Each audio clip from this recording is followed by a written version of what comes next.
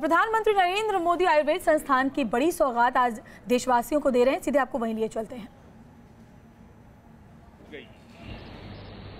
और गुलामी के कालखंड में हमारी ऋषि परंपरा, हमारे आचार्य, हमारे किसान, हमारे वैज्ञानिक, हमारा ज्ञान, हमारे योग, हमारे आयुर्वेद, इन सभी की शक्ति का उपहास उड़ाया गया, उसे कमजोर करने की कोशिश हुई और यहां तक कि उन शक्तियों पर ही हमारे लोगों के बीच आस्था कम होने लगी।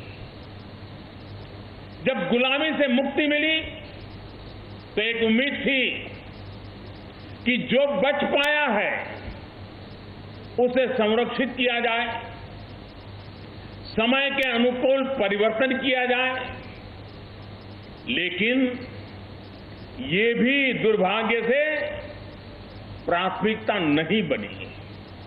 जो था उसको उसके हाल पर छोड़ दिया गया। हमारी शक्तियों को गुलामी के कालखंड में नष्ट करने का प्रयास हुआ और आजादी के बाद एक लंबा समय ऐसा आया जब इन शक्तियों को भुलाने के प्रयास बंद नहीं हुए।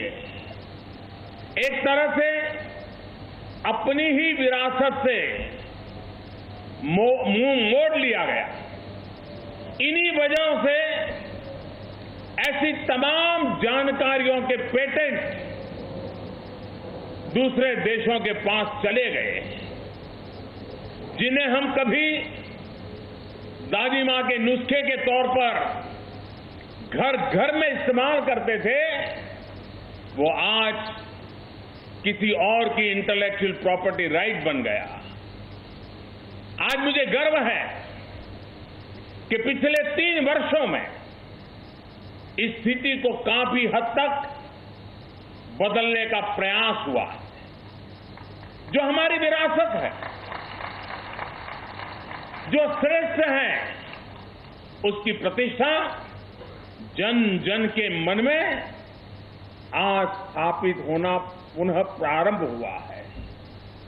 आज जब हम सभी आयुर्वेद दिवस पर एकत्र हुए हैं, या जब 21 जून को लाखों की संख्या में लोग घर से बाहर निकल करके सामूहिक रूप से योग दिवस मनाते हैं, तो अपनी विरासत के इसी गर्व से भरे होते हैं।